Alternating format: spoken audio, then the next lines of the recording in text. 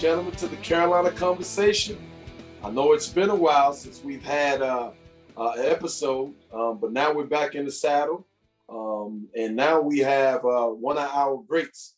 But first and foremost, if you like the Carolina Conversation, make sure that you go to your social media account and click on likes.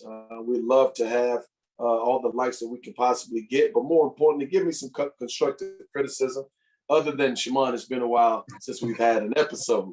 So there's a lot of things that have changed with me, but it's not about me, it's about my guest. And we have one of Carolina's greats. I've known this young man since the first day he's hit campus at the University of North Carolina. He's a 2005 national champion. He's a great individual, and now he's the player. He's the development of player and team at the University of North Carolina, and we're excited to have him back at the University of North Carolina. Ladies and gentlemen, please welcome Jackie Manuel. Yeah, appreciate it. Appreciate it. Thanks for having me. You know, it's an honor, and it's always good to chop it up with my big bro, so I'm good. Yeah, ladies and gentlemen. Now, the one thing that I want you guys to know, but you don't know, is he and we talk all the time. I mean, he says I'm his big brother, which I am. I'm his big brother. He's my little brother. But we find a lot of solace in one another, and we're able to help one another through a lot of great things. And we really debate basketball a lot. And I've grown just having a lot of conversations with them over the years, or weekly or monthly. So, well, Jackie, how are you doing, man? How are you doing? Man, I'm doing great. I'm enjoying life, and really happy and excited to be back in Chapel Hill and working with the men's program this year. And for those that don't know, I was with the women's program last year at Carolina, and learned so much about myself and just how to communicate and different things that, you don't realize that you need to continue to improve on. And so I was put in an environment where I was able to grow and develop, and I appreciate Coach Banghart and her staff for that. And now I'm over at men's basketball program, and so thankful to Coach Davis and Coach Williams and all the people that helped me get to that point. And so it's been great, man. Family's doing well, and just happy and honored just to be here and be able to talk basketball and just chop it up a little bit. Yeah. Now, you did speak about the women's side, being at the University of North Carolina, being on the women's side. Yeah. Could you elaborate on that a little bit more for us, being in that environment? Oh, the environment was, you don't know what you're really going into because I've never coached on the women's side. I've heard people talk about it. And so I was going in with a humble mindset of like, I'm just going to go in and help and be a part. And man, I came out of there with so much just knowledge and so much wisdom. And there's so many great coaches on the women's side. And everybody has this perception of what women's basketball is and all that. And it's totally different than what you think. You coach the women no different than what you coach the men. Your communication may be a little different, how you talk to each player, but that's everywhere, right? That's men and women. But like the one thing that I loved about being on the women's side is the girls, they tried to do everything you asked them to do. Yes. And they wanted to do it perfectly. Right. And they gave you that effort every day. And it was just a warm feeling to know like, wow, okay, where guys are a little stubborn, right? They want to do it their way first, then fail, and then they want to come back to you. So it was a pretty cool experience. And then Coach Banghart gave me an opportunity to really, be involved in so many parts of the program. And unusual when you're assistant video coordinator and Mhm. you're touching so many different parts. And so she really, valued my input and just let me try to make a positive impact on a program the best way that I knew how. And so I gained so much from her and from the staff, and just respect the game, the women's game even more. And so I think a lot of coaches, men, women, whatever, I'll specifically say a lot of male coaches will gain and benefit a lot from the women's side, because it's just new, and it pushes you back into that environment of learning again, Yes. and learning your craft, and being a student in this business, instead of going with the mindset of I know everything. So it really helped me out a lot. Yeah. And I'm gonna tell you, for those who don't know, for myself, I've actually taken the job at Old Dominion University as an assistant coach on the women's side. And so, Congrats. because Yeah. of your experience and Yeah. having those conversations with you, it allowed me to open up my mind and say, hey, you know what? Put yourself in a position where you can learn some other things, and learn how to deal with another type of student athlete.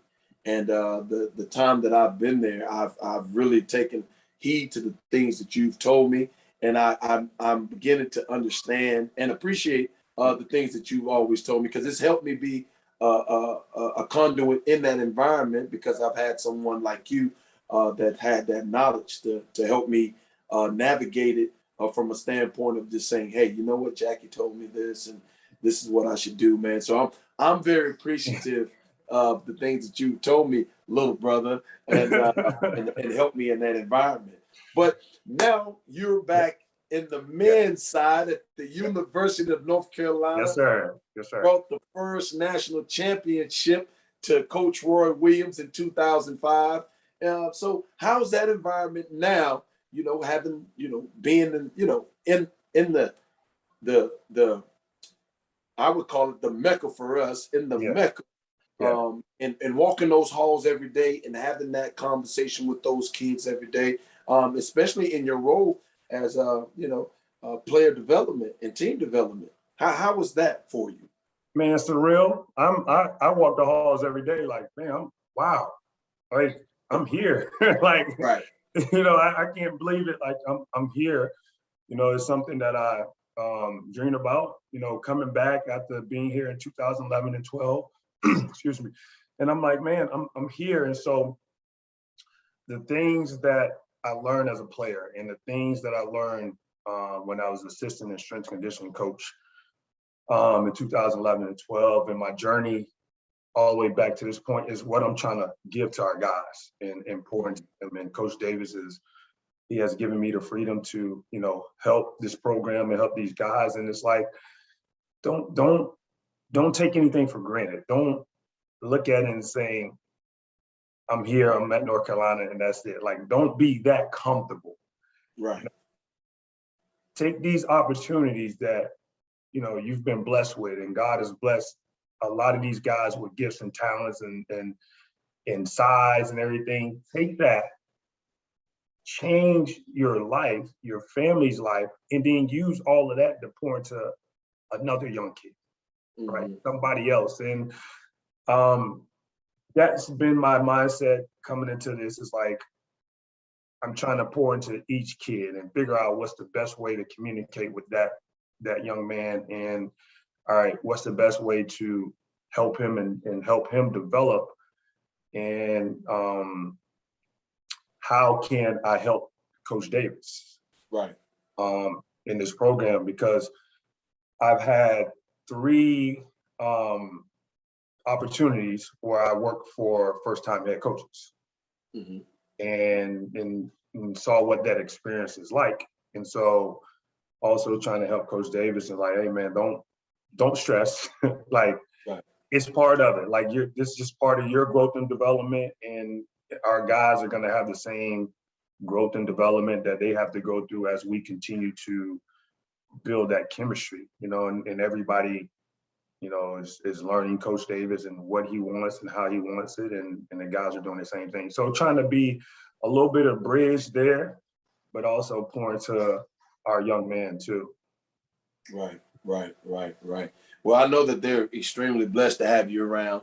And as I've come up there a few times and had an opportunity to navigate the environment with those kids, play a little basketball with them, and so on and so forth. So hopefully they understand. Like I've always told them, hey, Jack and Sean and Brad and Hubert and Lebo and Pat, all of those guys are there.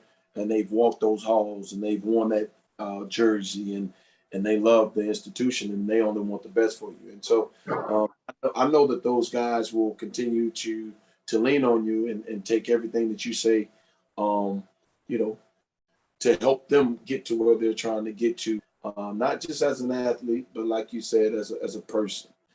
So, enough of that, man. Explain to us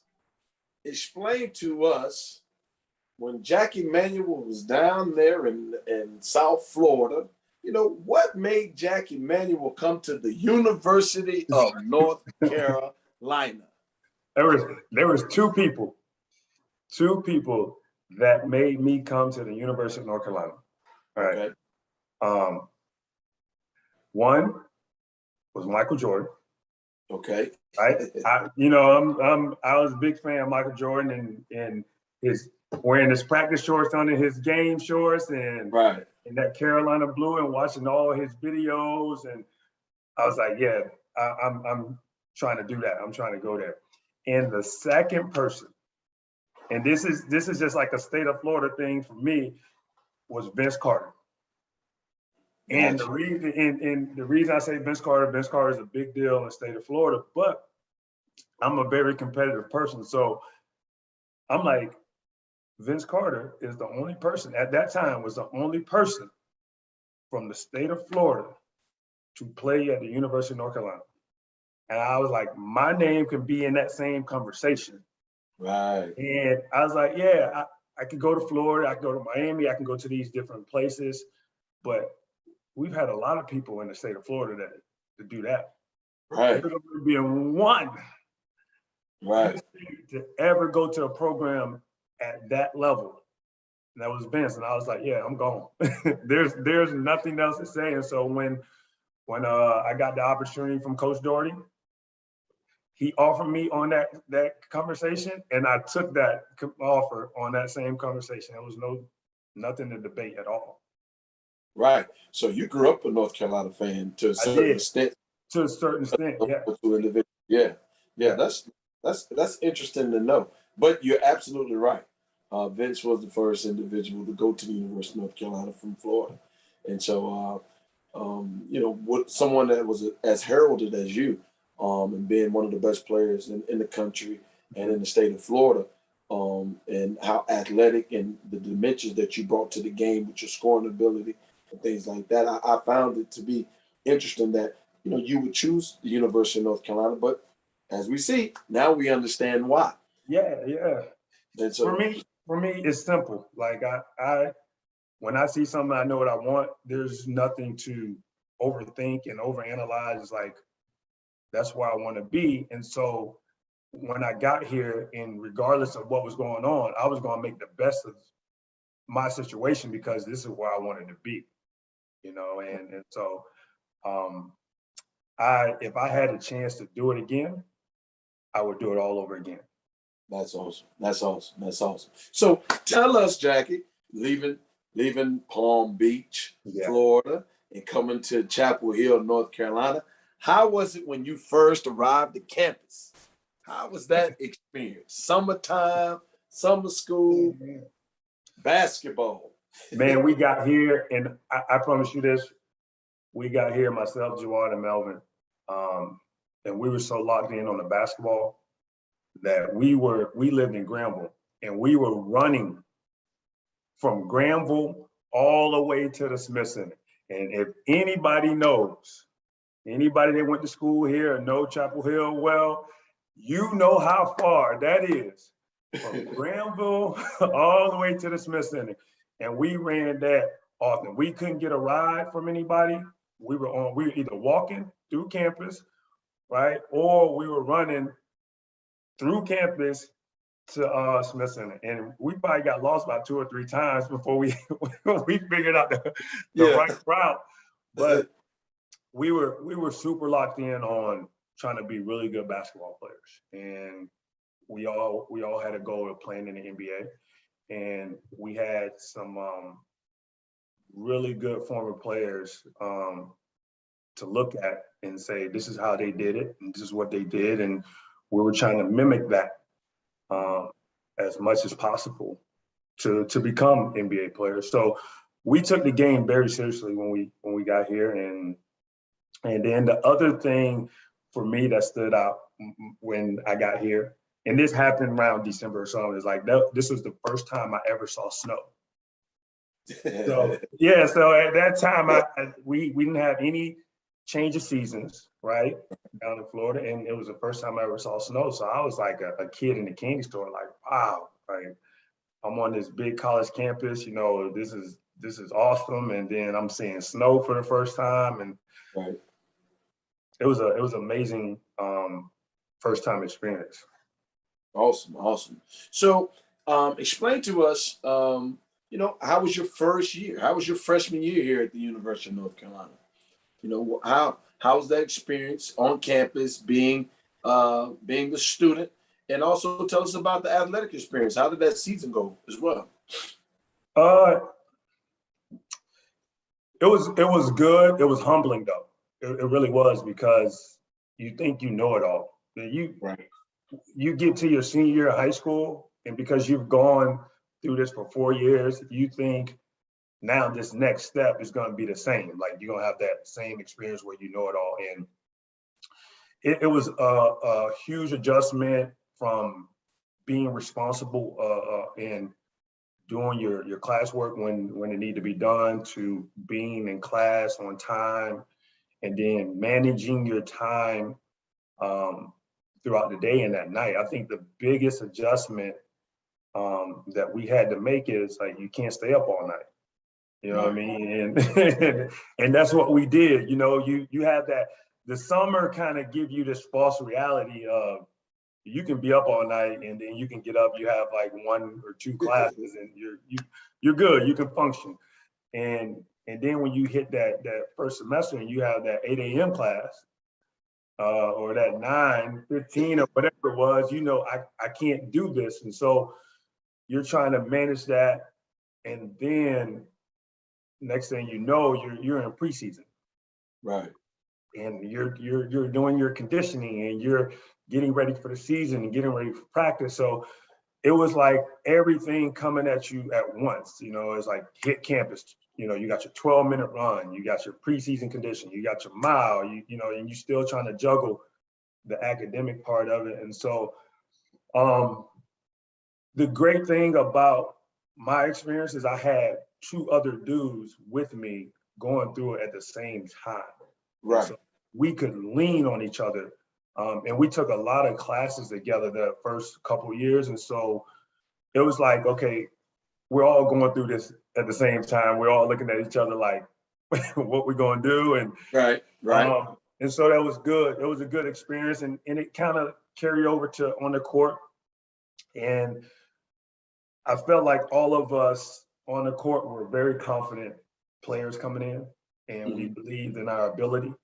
And we thought that, again, that ability from what we shown in high school is just going to automatically, show and carry over on the court as freshmen.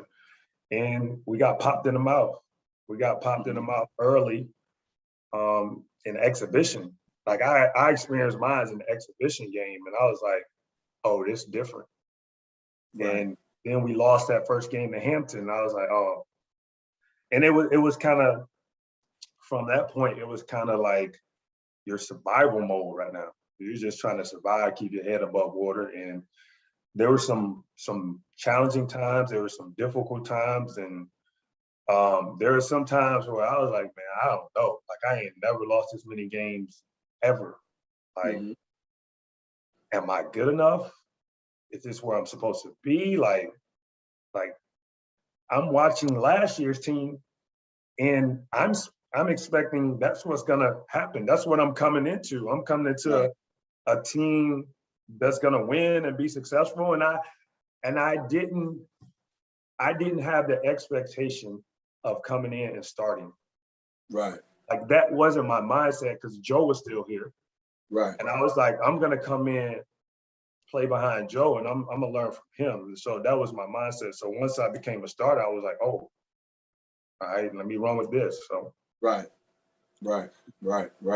So, having a difficult first season and experiencing some things that you had never experienced before, but not being on your own, like you had Jawad and then you had Melvin as well.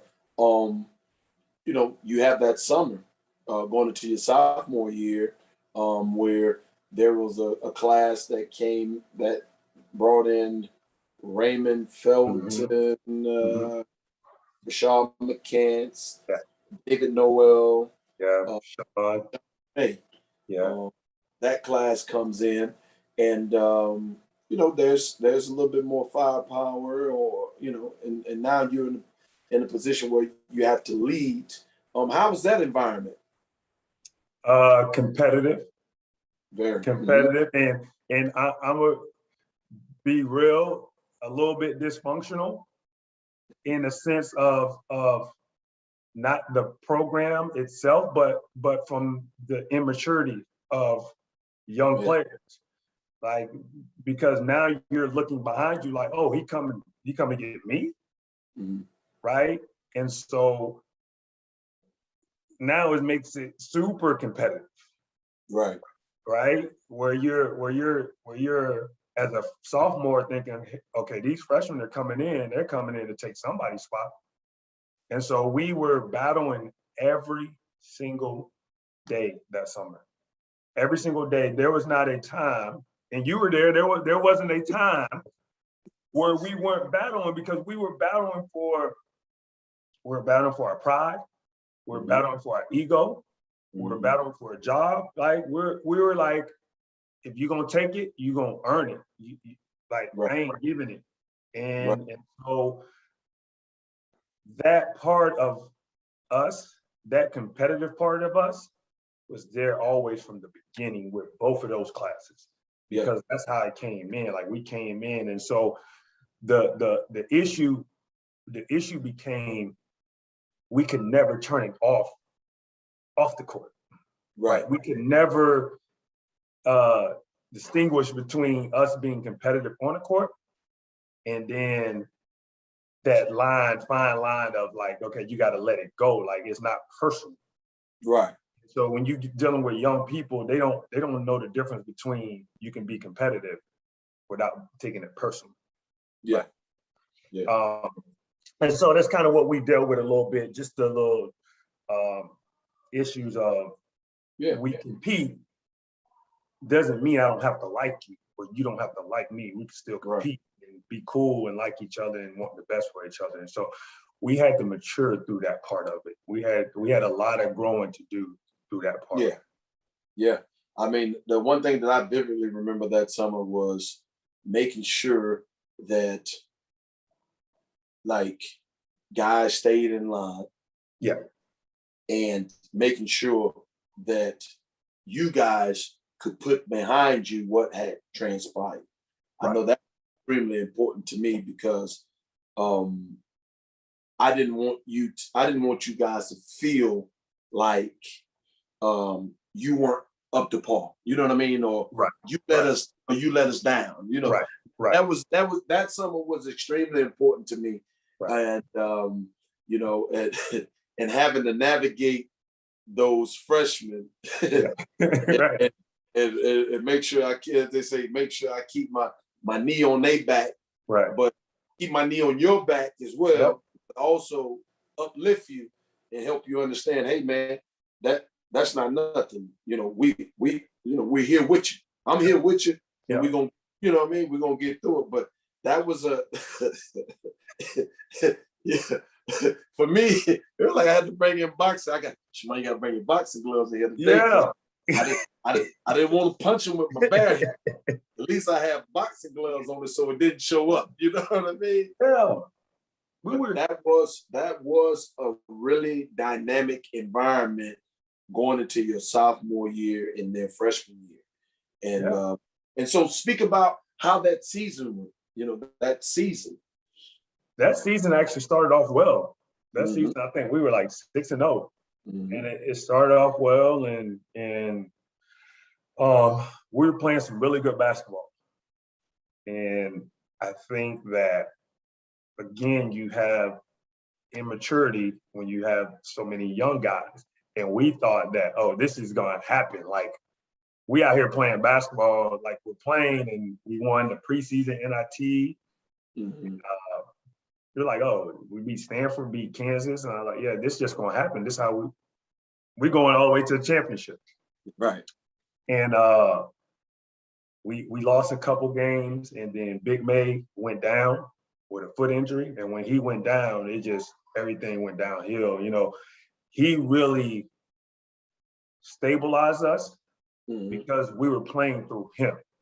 And so everybody understood their role, that everything was going to go through Big May, and we were going to function that way. And once he went down, it was like every man for himself. Go get it how you gonna go get it. And it was just an up and down roller coaster. Just days we were good and playing really good and playing well together.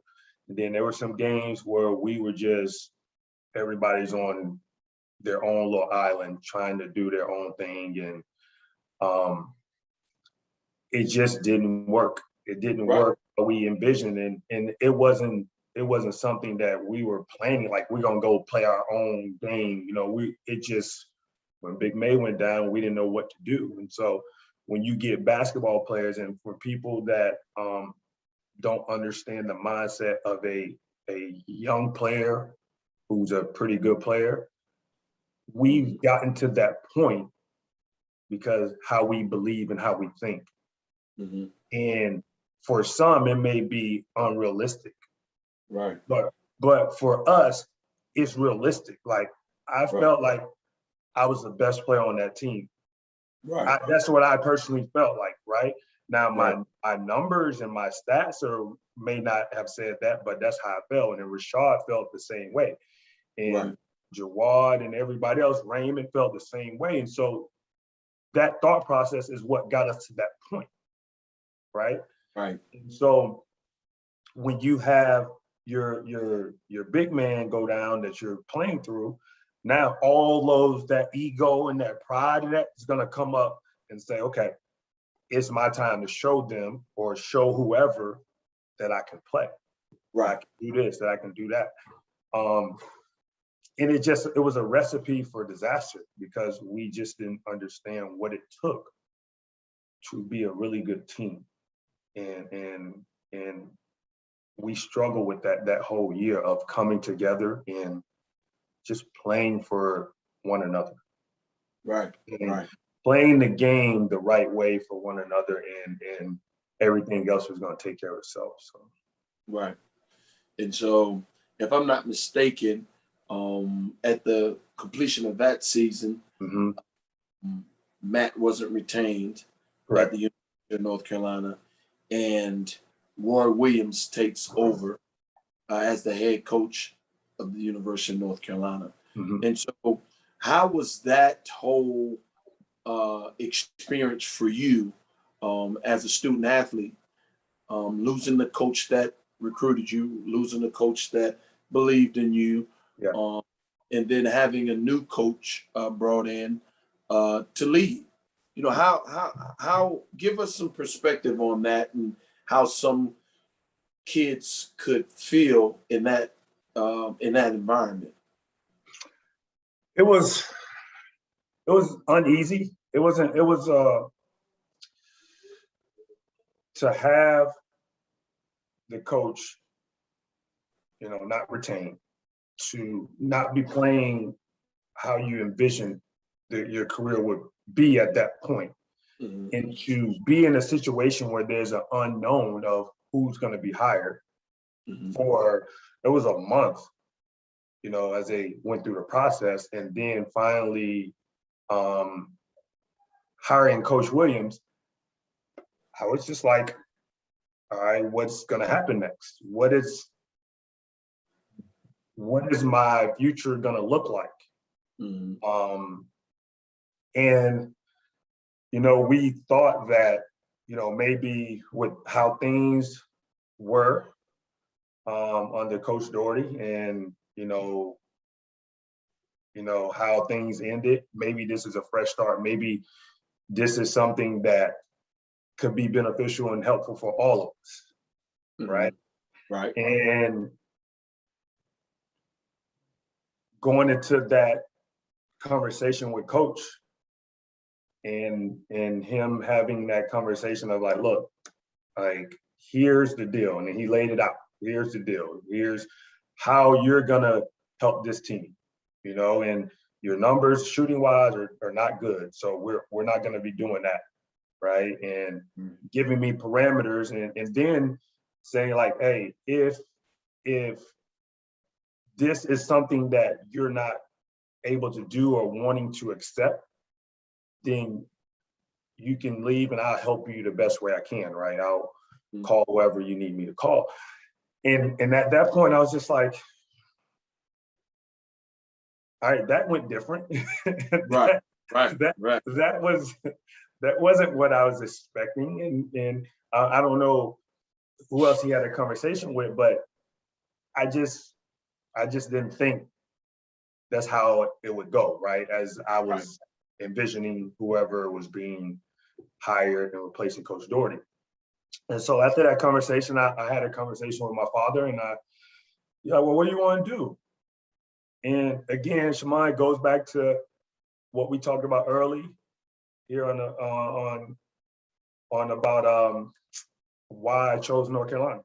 Right. Because I wanted to be at North Carolina, right? And so when that conversation came about with Coach Williams, I talked to my dad, and I was like, I ain't going nowhere.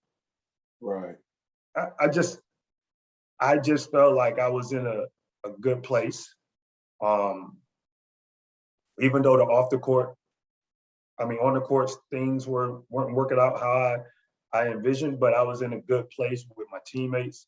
I was in a good place off the court. And so I'm a person, I like to be in a place of comfort and consistency. Like, I don't like to move a lot. That's not how I function. So I was like, all right, I'm staying. So I went back and talked to Coach. I said, Coach, I'm not going anywhere. I'm staying here. He's like, all right, well, here's how you're going to do things under me. I was like, all right, cool.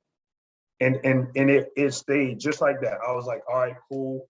And he never had an issue out of me, out of my dad or anybody, because I just accepted, like, I'm going to do this, and I'm going to make the best of this, and I'm going to be good at whatever you're asking me to do. Right. And so under that leadership and going into the practices, you're going into your junior year. How was that season? Explain to us how was your first season under Coach Williams, and that dynamic with that extremely aggressive. They're sophomores now. Yes. So, how was that dynamic with Coach Williams? Because we understand the fiery person he is. We understand how he likes to have things done. And the players that you playing with from the previous year, there's going to be some type of culture change with Coach Williams. So how was that dynamic, and how was that season? Funny, because he came in and showed everybody who's the big dog. Oh, you thought you was a big dog. Oh, you thought you was nah. I'm running this. I'm the big dog. And so that conversation with him and I had, I saw clearly who was the big dog. So I had that moment in the spring. Right? Some of my other teammates, that moment came a little later for them. And he showed, like, no, this is what we're doing. This is how we're doing it. And Coach was competitive and fiery. And if you don't like it, then you don't have to be here. But if you're gonna be here, you're gonna do it this way, right? Because the last time I checked, all of y'all are trying to do what? Win a national championship. Well, I just came from that, right? So if that's what you want to do, then why wouldn't you listen, right? So I think the turning point, like that really was the eye-opening experience or eye-opening point where everybody's like, oh, okay, like coach ain't playing around, is when he went in on Raymond, right? And he went in on Raymond and we were like, oh, that's Raymond. And coach going in, he ain't care. I was like, oh, okay, yeah, he's serious, like coach for real. And so from that point, everybody at their own time started to buy in. You know, everybody's time came a little bit different, but they knew like it's either I'm gonna do it and buy in or I'm gonna leave. And what's different about that time period is that when we thought about leaving, we didn't think about transfer. Right. That just wasn't a thing then. Like the transferring then was like, oh, you just disappeared. Like you're off everybody's radar, and now you got to go fight to get back on the radar, like, and establish yourself again, whatever you did, you know. So when guys talked about leaving, they talked about going pro. Right. And no one was at a place in our program at that time from we had some guys who could, from a stat standpoint, could, but we didn't win. And so nobody was at a place to leave and feel comfortable and confident that they were going to go first round. Right. And so you had to suck it up and say, okay, I got to buy in and make this thing work. And so that's what happened.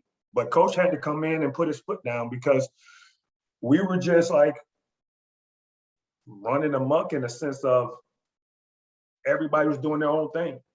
Right. Everybody was doing their own thing. Everybody was thinking about themselves and how can they benefit and how can they get to the league. And we needed some leadership that could give us direction on where we were trying to go.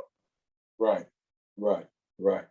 And so that your junior season, y'all had a relatively good season. Yeah. We made it to the NCAA tournament for the first time. Right. Since I was, there, and we lost to Texas in the second round. But we started to come together as a team.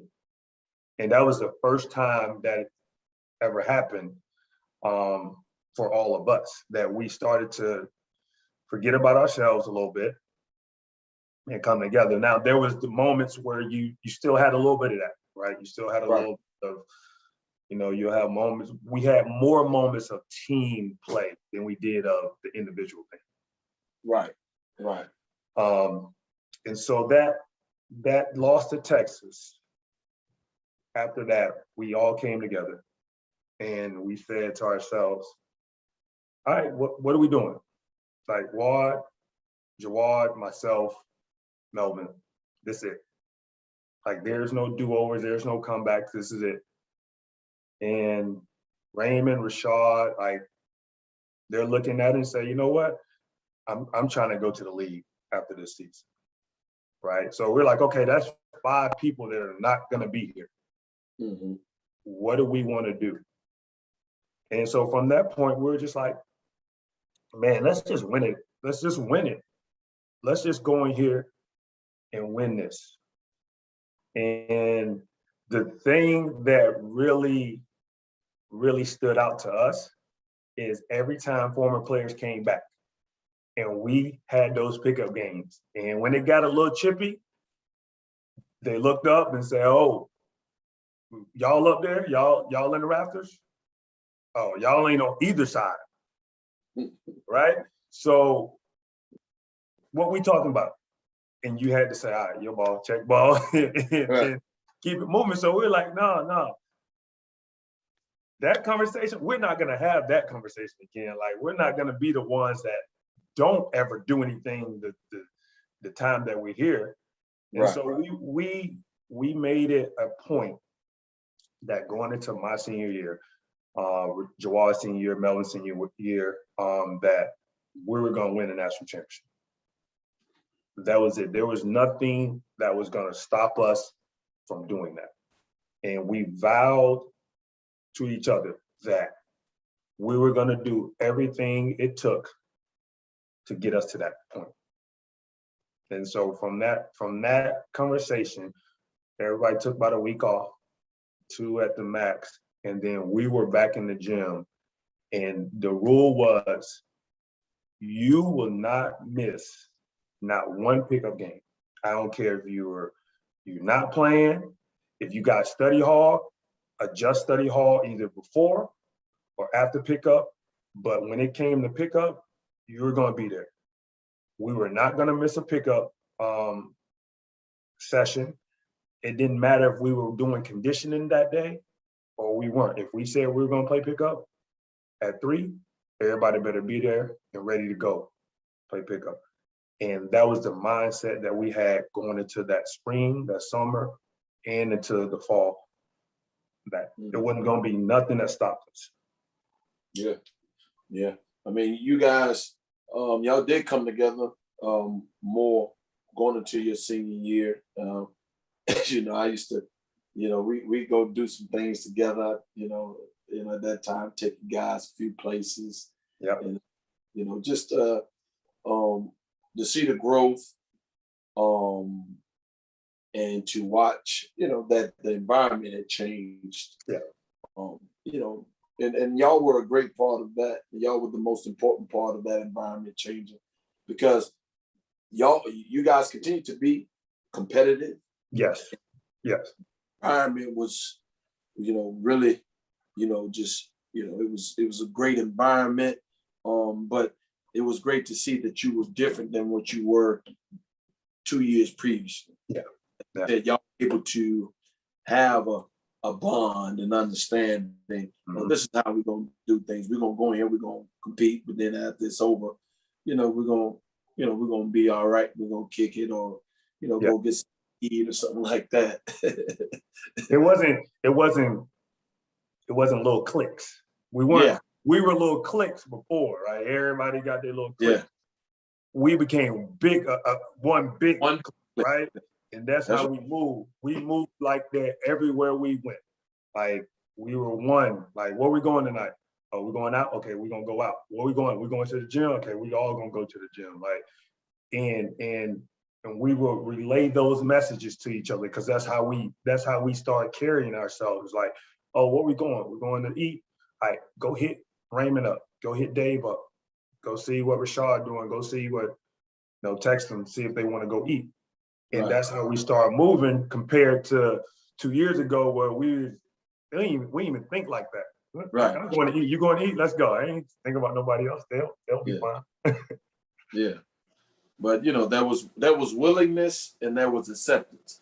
And when you first started it 2 years previously, there was no willingness and there was no acceptance. And that's from both sides in that regard. So you know, going into your senior year, you guys bring in Marvin Williams. And you know, it's a loaded basketball team, and it was a great summer, very competitive. Guys, you know, guys wanting to play and wanting to, you know, I'm guarding him today. I remember I'm going Shimon every day. Like, all right, then you gonna guard me then. You gonna get I'm with it too, but you know, just to see how you guys just, you know, you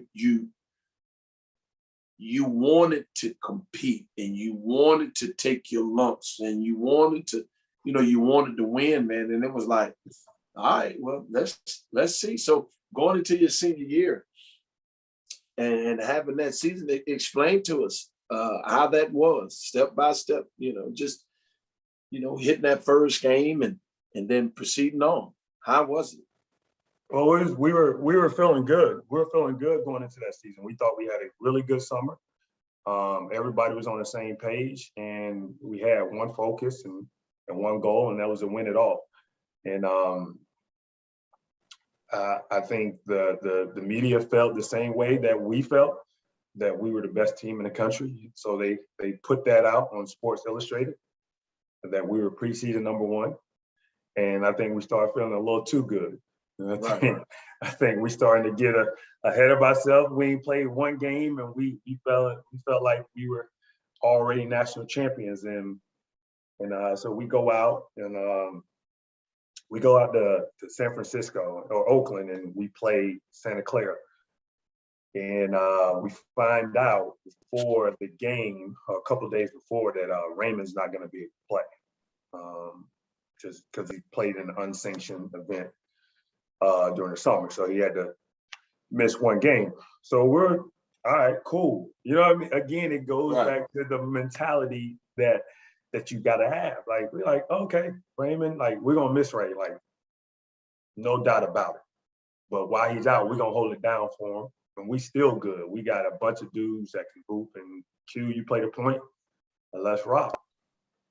And we came out of there, and we were just super lackadaisical, just about playing against Santa Clara. And when I say they just manhandled us all over the court. And it was like, oh wow, like, oh, we can lose.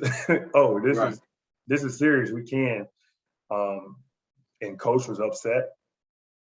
And we had our meeting that night, and we were flying to Maui the next day. And he I don't think he said 2 words on the airplane on that flight. And it was a long flight. And we finally landed, and everybody cleared off. He told us, don't move. Let everybody on that plane clear out. And when they did, he stood up in front of the whole team and said, he just went in like he was just unhappy with our performance. And he said, we're going to go here. We're going to do study hall. We're going to watch film. We're going to lift weights, and we're going to practice.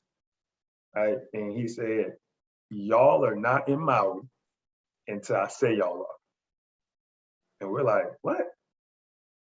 And we're like looking like, we're in Maui. What do you mean you're not? And so we didn't understand like the energy and the mindset that he was bringing. And we got there and we watched that film, and film was probably like 2.5 hours. And we did study hall, and I want one of y'all not to be on time. Like, he was just like, he was on it. I want somebody to not be on time for study hall. You're gonna lift weights, and Shimon, we practice. And for those who've been to Maui and practice in those gyms and understand how hot it is. Right. In those gyms in Maui, we practiced for about 2.5. And it was all defensive drills, all competitive 5-on-5. And coach was not letting up. You miss a box out, we're running in 33. Like, they were on it. And we practiced like that for like 2 or 3 days. And when I tell you, we came out of there spitting fire, and won whoever it was. It didn't matter who it was. Those 3 games, they were gonna get it. They were getting it. They were getting everything he just put on us. They were about to get it. And we played BYU, Iowa, and Tennessee, and we basically manhandled every single team there. And that kind of sparked our run. We won 14 straight games, and that we were just like, nah, we're gonna give it to everybody. Everybody we played, we're gonna give it to. And we had a good matchup against Indiana up in Bloomington, and that was a close game. But for the most part, on that 14-game winning streak, we let everybody have it. And that was our mindset. And then we needed a reboot. You know, when you have really good teams, really experienced teams, you coach them differently. Right, than younger teams, right? And so what we needed is guidance. We needed the torch on the fire to be lit on us sometimes. And then there was a moment where we needed a couple of reboots, where we needed to say, okay, we're good, but we're not that good. We still can be beat. And so loss to Duke was one of those. The loss to Wake Forest at Wake Forest was a reboot. And then the loss to Georgia Tech in the conference tournament was one of those moments. And every loss, it helped us refocus. Right. And that was our mindset. Our mindset was we were so locked in that we were going to beat everybody, that we got a little ahead of ourselves. And when we did, we'll lose, and then we'll come back and we'll refocus. And so we took that energy throughout the season. And then at the end, the conference tournament, we were so looking towards the national championship, the NCAA tournament. We looked past the ACC tournament. Mm-hmm. Looked past that, and we almost dropped the ball against Clemson. And Coach, he made this speech at halftime. He said, I promise y'all this, if we lose this Clemson game, we're up in DC, if we lose this Clemson game, we're going to get on this bus. We're going to drive all the way back to Chapel Hill.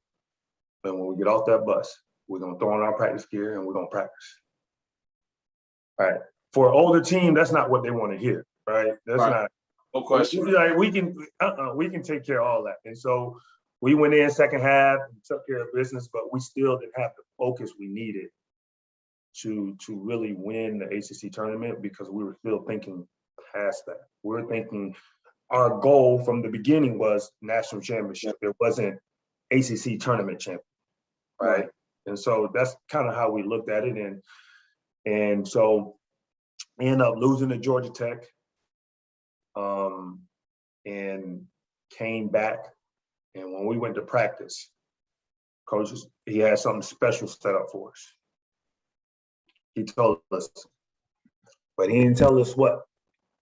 He said, come to practice, we're going to practice. And we started in the main gym and we practicing. And he's like, all right, everybody run over to the practice gym. Went over to the practice gym, and ain't no baskets ain't no rims on the hoops. So we're looking like, what we doing? What, like, where I'm from, ain't no rims on the hoop. You can't use the court down, right? Where I'm from. And so we did all defensive drills. We played 5-on-5, up and down, live competition, and we were literally shooting the ball at the rim. And it was going to be an air ball, and you had to get that ball, and you had to go down, and you had to get your stop. And he was just instilling that mentality of the preseason when we first started, how we got here and why we're at this point. Because at times you go through the season, you lose sight of that a little bit. And we did that for about 3 days. It was kind of that whole Maui mindset. We did that about 3 days, and we got to the NCAA tournament. And again, we were like, whatever he just did to us, somebody about to get it. Right. And we gave it to Oakland and Iowa State. And then from that point, the next 4 games after that was just all about being together, mental toughness. And that's what we had to overcome. And that's what we realized, what we've been preparing for ever since my freshman year, is how to overcome and deal with adversity without splintering as a team. And those moments that you and I just finished talking about, we dealt with, is why we were able to beat Villanova and beat Wisconsin and beat Michigan State and beat Illinois. Because without those moments, we would have dropped the ball. We would have lost to one of those teams, right? But we were able to dig in and realize, like, no, it's not about you. It's not about him. It's about us. What are we going to do to get this stopped? And there was moments when we said, Coach, give the ball to Big May, because he ain't nobody stopping him. It takes a mature team and an unselfish group to think and function like that during those adverse moments in time. And we were prepared for that, not knowing that's what we were getting prepared for those first few years. Right. So how was it when the clock went 0 there in St. Louis? knowing what you had gone through from your freshman year, the sacrifices, the tough times, and then for that thing to go zero, and you are now a national champion. You now get to hang a banner in the University of North Carolina, and you also helped Coach Williams get his first national championship. How was that feeling, culminating right there at the end of your collegiate career? The emotions in the moment was overwhelming. It was gratitude. It was a feeling of we did it, like we won, like we said that we were gonna do it, and we did it. Like it was emotional because of where Jawad and Melvin and I started. Right. And so that's where you saw the circle. That's where you saw the huddle, where we're like, man, we went through a lot. Like we could have easily given in, like, and quit. And it was a happy time because we were able to come together and understood all the hard work and all the sacrifices that everybody made. And we were able to do that in front of our families, in front of our fans, and not only for ourselves, but give Coach Williams, who was getting beat down from people about not being able to win a big game, and give him that moment, and that he's able to accomplish something that he set out to do for a long time. And so you have all these emotions going on, excitement going on, and then I think a couple of days afterwards, you start to really sit back and like, man, that was hard. that was hard. Like we could have easily been done. Villanova, they went to call it travel, right? We were down in the first half, Michigan State, like it could have been over, or Illinois came storming back. Like, wow, like we did that. Like nobody can ever take that away. We did that.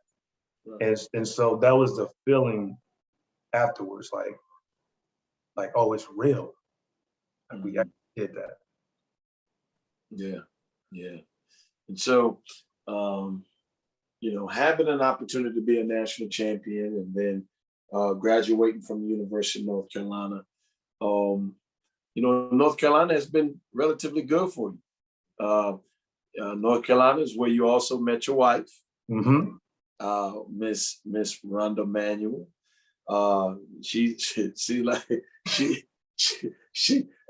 She more competitive than all of us. Right. But, and she's trying to downplay it. I ain't competitive. All right. Yeah. All right. Yeah. Miss Rhonda, extremely competitive for sure.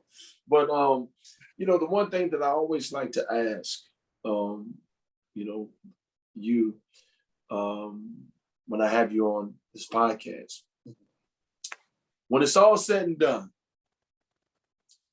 when the book is written and it's time for the book to be shut, what would Jack Emanuel like everybody to know about him and his Carolina experience? What is the thing that you would want people to take from your experience, who you are as an individual, and what that institution means to you?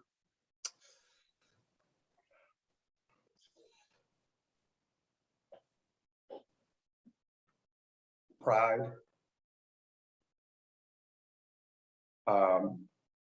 friendship, love,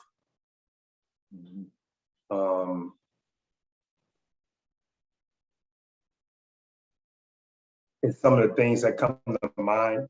But what North Carolina means to me, what North Carolina did for me, it developed a man. Mm-hmm.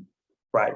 And if when people hear this podcast and they hear these stories, it's actually what a lot of people are going through in life.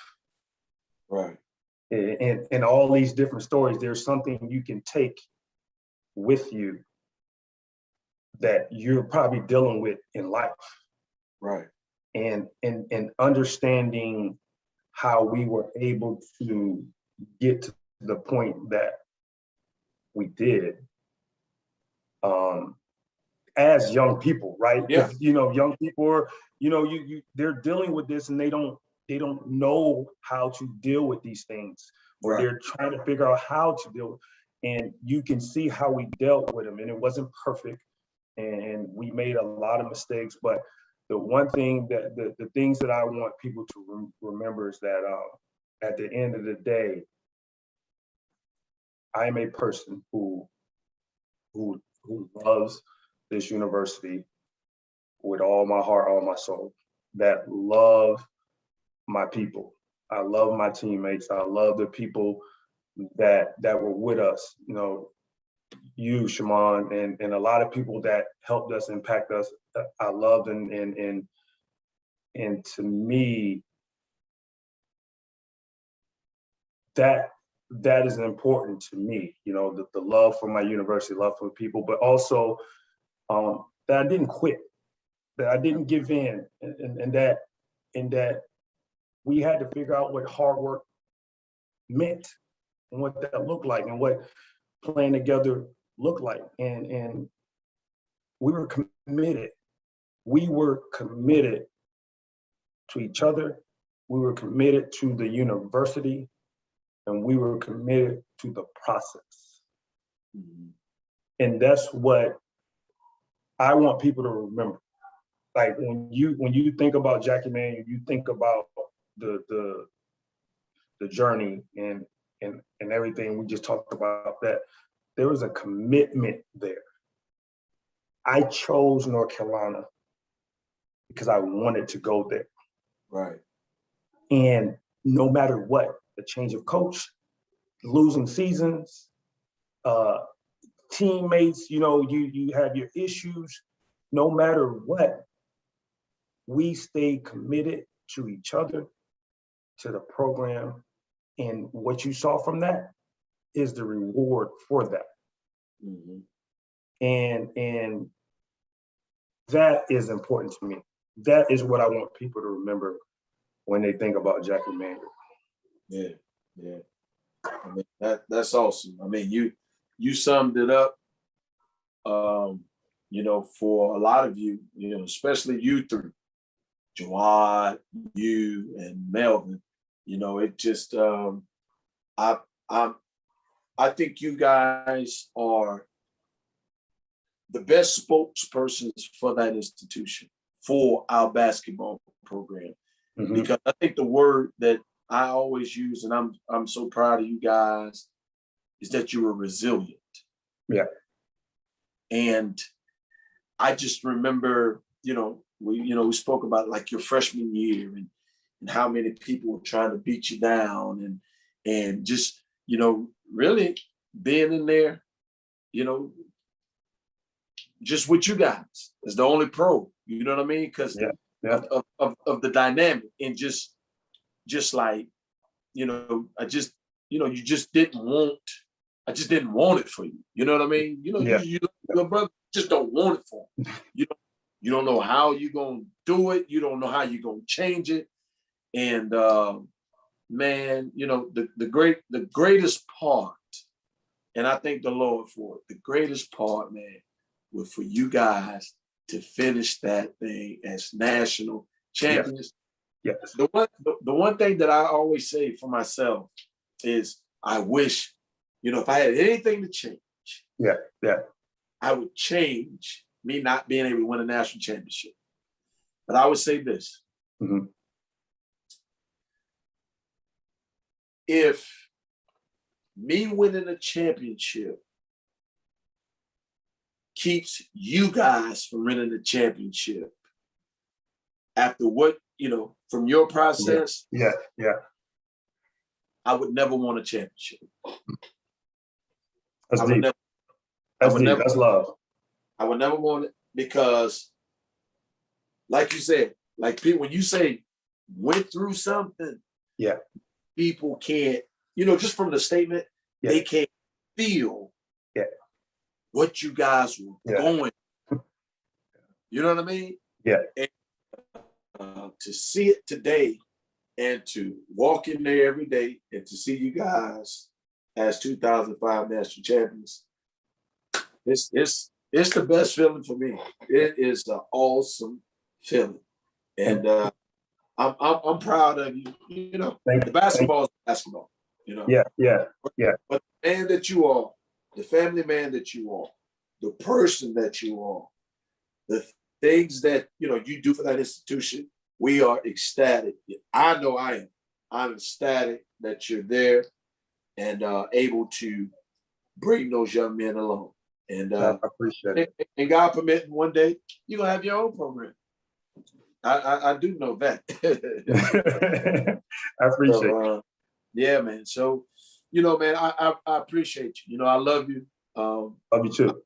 You participating, and you are a story that that not only these people that listen to the Carolina Conversation needs to know, but a lot of the guys that are student athletes wearing that uniform, they need to know.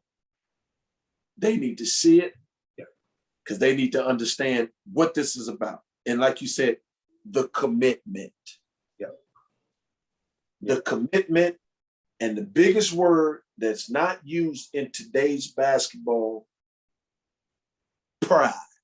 Yep. You said it best when you said that. Pride. Having some pride about yourself, having some pride about that jersey that you're wearing, and having some pride about what you're representing. Yeah. They can get that. They can get that. They'll do the same things that you've done. They'll be good.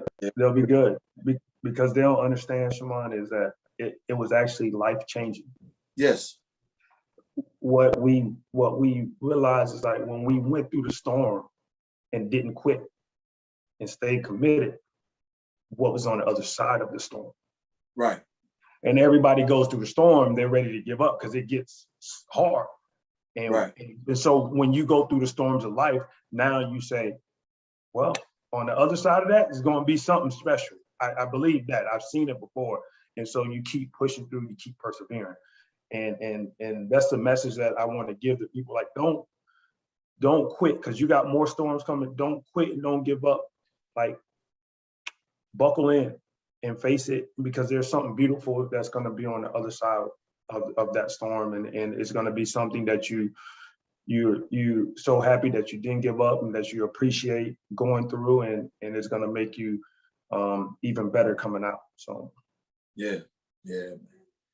Well, awesome, Jackie. It's been a pleasure to having you on the Carolina Conversation, man. And just thank you for your time.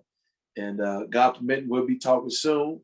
Yes, sir. But ladies and gentlemen, let's give Jackie Manuel another hand for participating in the